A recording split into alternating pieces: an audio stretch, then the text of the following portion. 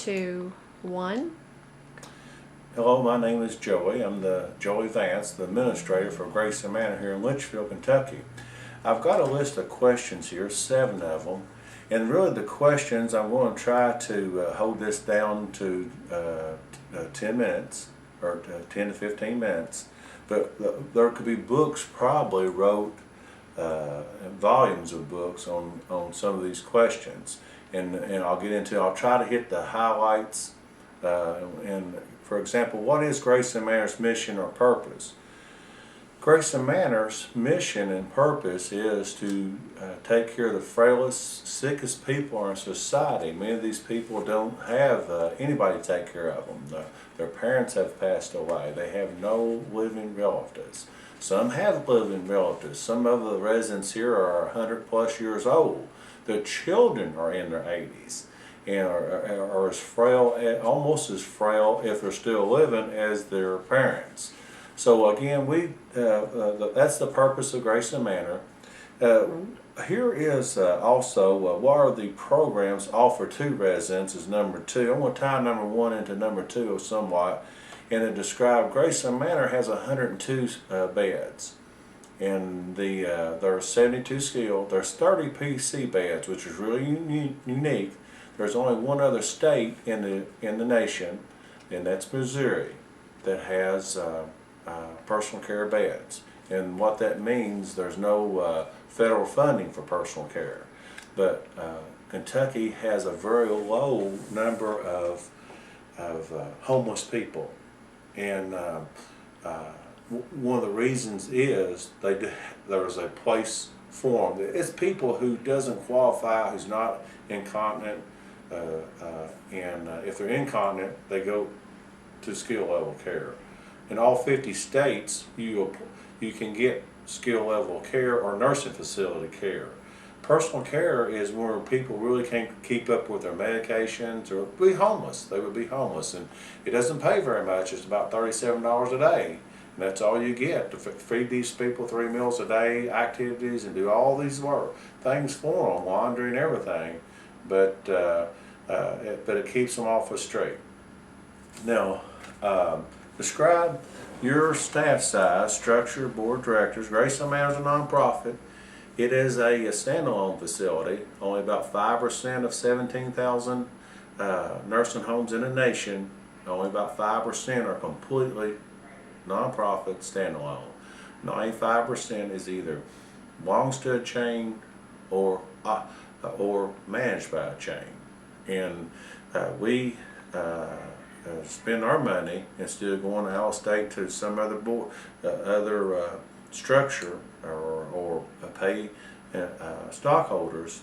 Our money stays here. That's why Grayson Manor has such a high ratio of employees per residence compared to the average nursing home.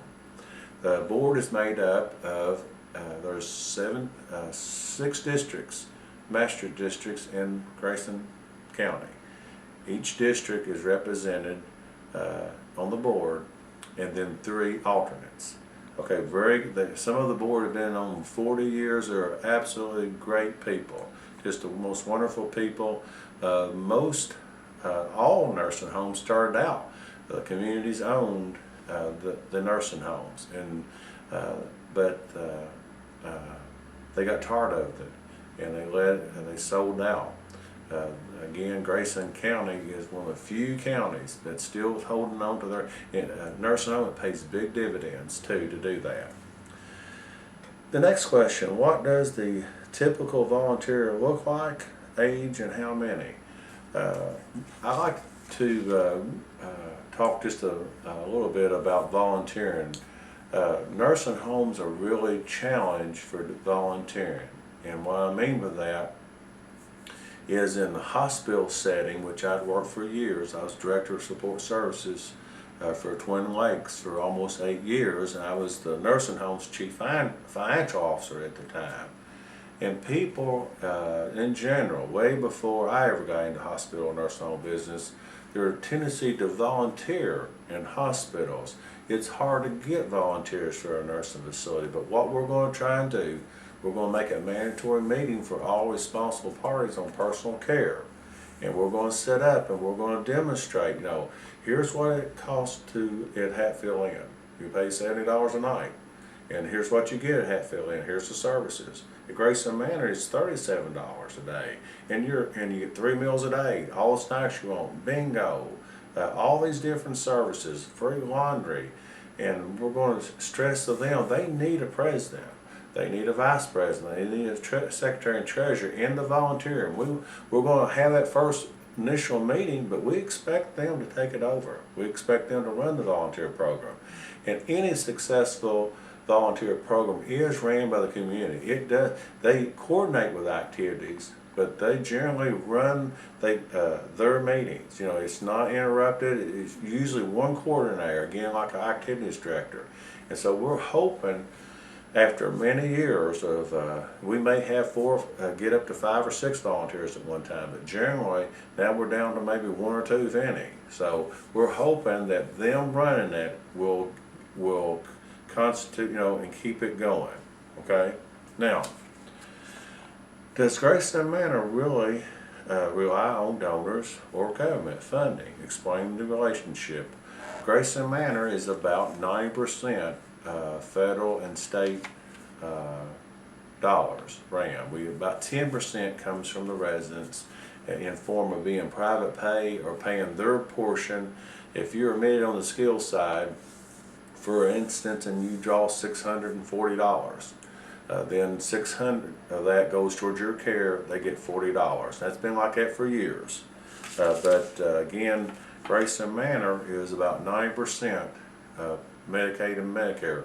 That's one of the single reasons there's a few standalone facilities, because when you're dealing with Medicare and Medicaid dollars, it's very complicated.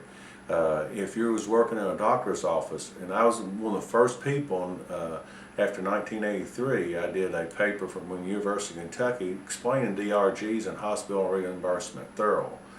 And their reimbursement is based on diagnosis. In a nursing home, your reimbursement just starts with the diagnosis. Then it's like about a 40-page assessment that ties into about a 300 or 400-page book that explains how you've got to do those assessments. It's very complicated. Medicare and Medicaid reimbursement is, and that's why a lot of facilities aren't standalone nonprofits anymore. Okay, so we give very little or any. We got our donations from the community comes from just a few people gives the residents clothes, and that's about it. We haven't had anybody actually give us dollars for a while. We had one family in the last 5 years gave us donated to activities some money, and as far as I know, that's about it. Describe the residents here.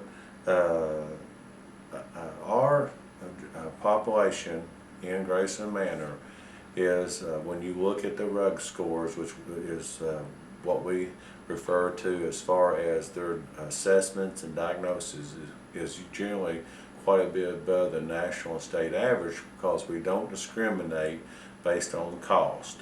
And a lot of your homes won't take somebody that's really sick a lot of times because their medications and things like that are so high. We don't. And our residents here are generally much sicker on the skilled side than what you'll even see in the average nursing home. But there's a lot. When I want to describe the residents here, I think of the programs like there was a Highway to Heaven program, and they went to this nursing home. They had all the residents out doing flyers and going to parties and have big dances, and it's a lot. Those people, a lot of those actors in these programs, is in better shape than a lot of our workers. We have a lot of elderly workers, even over 70 years old. We have Mr. Whitten will be 80 this year, and we got a housekeeper that's 83. And a lot of those people is in those shows. They don't depict really what skilled nursing. I mean, those people are at the very end of life stages, most generally, a lot of times, and they're extremely sick, and they often have to even be hand fed, that they don't have enough energy even and enough will to live to even feed themselves. So That describes a lot of the people in a nursing home. You have a few that's a long term that, you know, but generally that's what you got. You know, now a lot of times people who's admitted to a nursing home, the time is measured in days, not months or years like in past. And I'm talking generalities. You know, you still have some people here that had maybe they were born really mentally handicapped, and their parents passed away, and there's no place for them, and they can never even fend for themselves or feed themselves and make. But that's not generally the case. That is a small portion of your population, but not a whole lot. Grayson Manor opened in April 1st, 1966. I think they said 3 people, the first 3-4 years there's only like average maybe 3 people in a wheelchair. And now nobody on the skilled side ambulates. You know, they have to have somebody to ambulate for them, even if they're in a chair. What struggles do you see within the NPO and the nonprofit? What struggles do you see?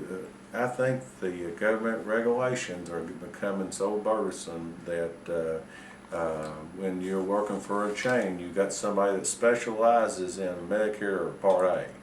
You have somebody that specializes in Medicare Part B and the ancillaries. You got somebody specializing in the Medicaid reimbursement, because they're all different animals. You got somebody who specializes in all these managed cares. You know, there's some nursing homes, you know, we're fortunate we only deal with maybe 5 or 6. There's some homes in the major cities, you know, that deal with 32 different managed care programs, and each one having its own rules and guidelines on how to get reimbursed. You mess up on one piece of paper, it doesn't matter if they qualify or not, you've lost the whole reimbursement. So there's also one of the biggest struggles that we face in our society right now is that about 90% of the society says, I don't want feeding tubes. And that is a major thing. They say, I don't want feeding tubes, but people do not realize when they say, and that's fine when they come to the end of life, and people say, we try to be a neutral player in that decision, but the problem is, you've got to understand the decision. There's a good chance somebody living that's not exerting themselves will live as long as, sometimes at least 3 weeks, maybe 2 or 3 months, and just 3 weeks without no water or food, and your skin is the largest organ in your body. It's going to, everywhere it's touching the bed or every water, even if you turn on one side, the requirements are twice the higher of it, they're going to deteriorate. And we've even had registered nurses that say, oh, Daddy doesn't want to, Daddy doesn't want to, and you feed too, okay? We get into about 3 weeks in it, and you imagine what somebody would look like after and all you can do is swab their mouth out with water, and they've not been fed any food for 3 weeks, and the condition they look like, and then come in and, what's wrong with Daddy? And ship them off to the hospital and see what's wrong with him. Well, he's not ate for 3 weeks. I mean, he has no desire to eat. He's wore out. He's 100-some years old, and he's lost all will to live. He's trying to pass away, and you can eat. And so society's really we see this on a daily basis. They're really grappling with what to do about this, and when to stop.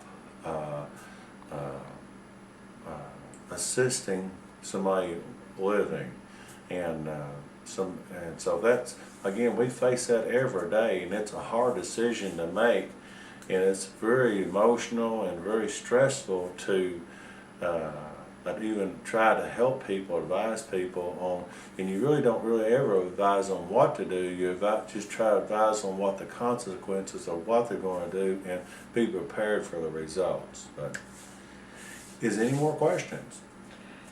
Is there anything that you would like to say to the community about Grayson Manor? I think the community is very, very fortunate to have a standalone nonprofit facility. Very fortunate to have that.